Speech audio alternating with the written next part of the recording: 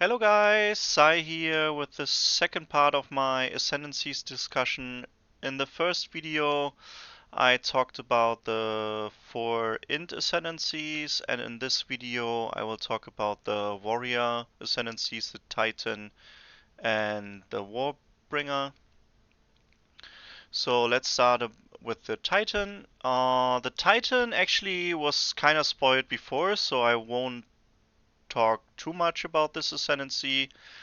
Um, Basically, this is a very, very solid league starter. You can't go wrong with this. It provides you with damage and uh, defenses. All the nodes are quite solid.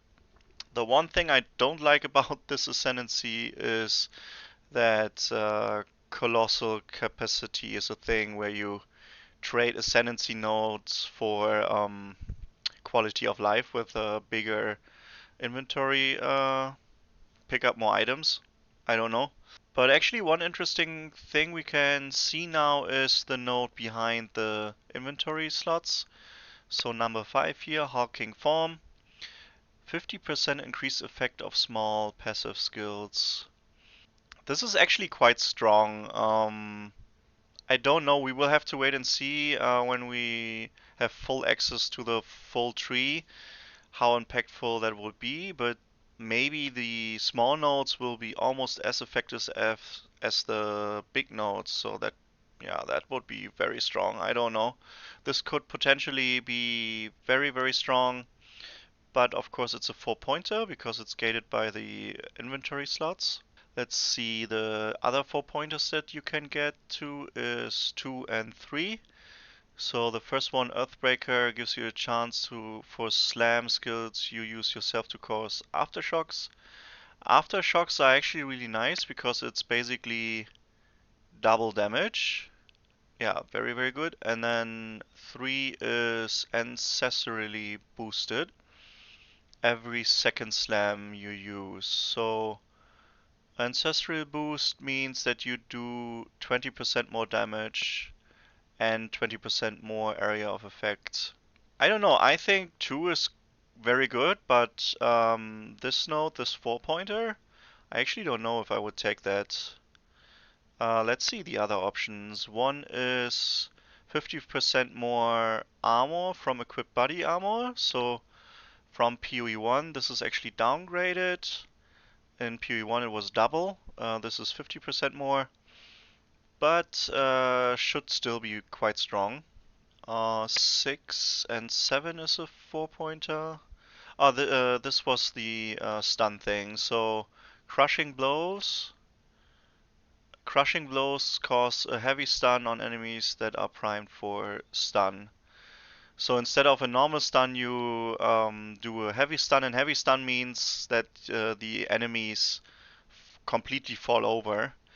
And then the node after this is 40% more damage against heavy stunned enemies.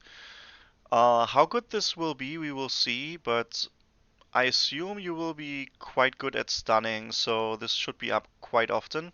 And maybe it's like 20% more damage or 15% more damage, but hitting very hard once in a while can be very beneficial because that means that if you apply shock, for example, you would apply a higher shock value, or you could apply a higher bleed or a higher ignite.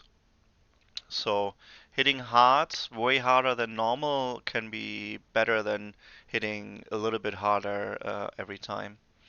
And then finally 8 is a very good defensive node with 15% more life. This actually got nerfed from the league we got earlier, which said 20% more life. I mean, 15 probably is still quite good.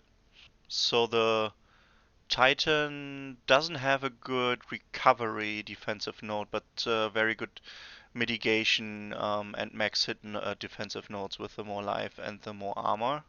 I think I would probably take the heavy stun route, then the aftershock. This would be 3, and then either the more life or the more armor, something like that. If I don't want to go stun, then probably I would go for the slam nodes and then both defensive nodes. Yeah, so this is the Titan. And then the Warbringer. This is the one that I'm excited for because we didn't know everything before. And it just sounds way cooler to me than the Titan. As I said before, the Titan will be very solid, very good league starter. Don't get me wrong, it's very very strong. But this one, look at the picture, guys. I mean, this one just looks exciting to me. Oh, okay. Let's start with one. Break armor equal to 10% of hit damage dealt. Oh, this is actually Anvil's weight is actually really good because it maybe save you skill to press because your main damage skill also breaks armor now. So that's nice. And then the 4-pointer would be you can break armor below 0%. Below 0. Wow. Imploding impacts could actually be broken. This reminds me of penetration, elemental penetration in Path of Exile 1. The difference is that in Path of Exile 2, the skills that there are many skills that will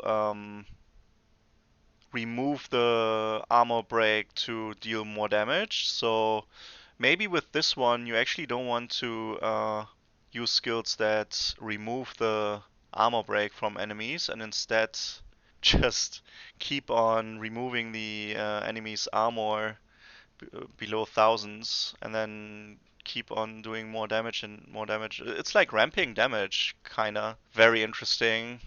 I think this might be actually a potentially broken node, one of the most broken nodes so far from all Ascendencies that I saw. Don't know what we will come up with abusing this node. Then we have the Jade Heritage.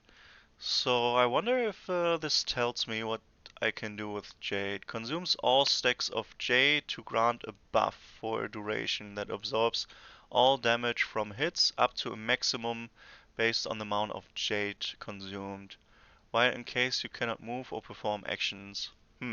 So it doesn't tell you how much damage you can remove with this buff. So we still don't know if this is a good node or not, but I imagine it is very good. Jonathan said that you can toggle this one on and off without any cooldown, so it will be very nice to use this skill indeed. Now we have the 4 and 5 4-pointer. Let's see what this is. Grants skill, Ancestor Spirits. Oh, that's the monkey that we saw in the reveal stream that did nothing, but of course in the game it will do something. Each of your totems will summon an Ancestral Spirit minion to fight for you. If the totem that summoned the minion dies, the Ancestral Spirit will too. Yeah, we don't know enough about this. Imagine that there will be a bunch of different minions that you can spawn, and I don't know if you can actually support those minions. I think you should be able to support those minions, but maybe those will also be just like utility minions that slow down enemy, taunt them, buff you, put debuffs on on monsters, stuff like that. We will have to wait and see the details of this. And then the 4-pointer would be Wooden Wall. 20% of damage from hits is taken from your nearest totem's life before you. Comparing this to the Infernalist node, where you summon a pet that takes 20% of your damage, I think this is a little bit weaker because the totem is not always with you. You have to constantly press totems so that there will be a totem near you. The pet from the Infernalist is always just active. Also, we don't know how tanky those totems can get. If they totems overall are quite squishy, this node wouldn't be good. But if the totems are quite tanky, then this node would actually be good. So again, we will have to wait and see. But potentially a very strong node for sure. But also then you have to see if this is actually good or not. If the Ancestor Spirit nodes would be really, really bad, maybe it's not worth to waste 4 points for the 20% damage reduction. Yeah, we have to wait and see. And now let's go to 6 and 7. 6, Renly's Training. Gain 40% base chance to block from equipped shield instead of the shield's value. So as long as you equip a shield, you will always have a base block chance of 40%, which is very, very high. Then you only need to get another 35% chance to be block capped. And block, in my opinion, is one of the best defensive measures that you can get in Path of Exile 2. So Granly's training is for sure very, very strong. And then we get to Turtle Charm. I remember from the Tota League the turtles that were very, very tanky. Let's see. 35% less block chance. Okay, that's not good. Let's see if the rest is good. Can block damage from all hits while shield is not raised. So I don't know if I understand this correctly. So maybe you guys can leave a comment and tell me how this works. Can block damage from all hits while shield is not raised. So does this include slams from bosses, for example, with a red flash? If that would be the case, that would be insane. Or does this mean that there's no maximum block chance anymore? You can have 100% block chance, theoretically? I don't know. Okay, let's assume that you could get to 100% block chance. I mean, this is not easy to get to, right? With a 35% less block chance multiplier on all your block chance. Getting to 100 block chance might be almost impossible, I don't know, but I mean, if you could get 100% block chance, that would be broken. I don't know. I don't know. I just don't understand this turtle charm too much. And now 8 and 9. Corpses in your presence explode when you war cry, dealing 25% of their life as physical damage. Corpse explosion is always nice. And then ignore war cry cooldowns, which is also very nice. Great Wolf's Hall is the kind of node that is build enabling. So yeah, I really love this Ascendancy. I think I will start as a Sorceress, I think, but Warbringer might be my second Ascendancy. I love the armor break stuff. The totem playstyle could be nice. We will have to wait and see. And then the block chance is just very defensive. Also, the Jade as a two-pointer could be really, really good. Man. And what I also like is maybe you don't go to 7, so the block chance is just a two-pointer too. So you could get Jade plus block chance and then 2 offensive nodes, whatever. Yeah, I like Warbringer. I think this is way more interesting than a Titan. The Titan is just generically strong, but the Warbringer is very interesting. Yeah, that's it for this video, guys. Make sure to like and subscribe to the channel if you want to see more of my videos. I will stream the whole early access, like daily. Um, if you want to ask questions, anything, you can ask me on the stream, and you can also, of course, leave a comment on this video. Tell me what kind of video you want to see next. And take care, guys. Enjoy the league start.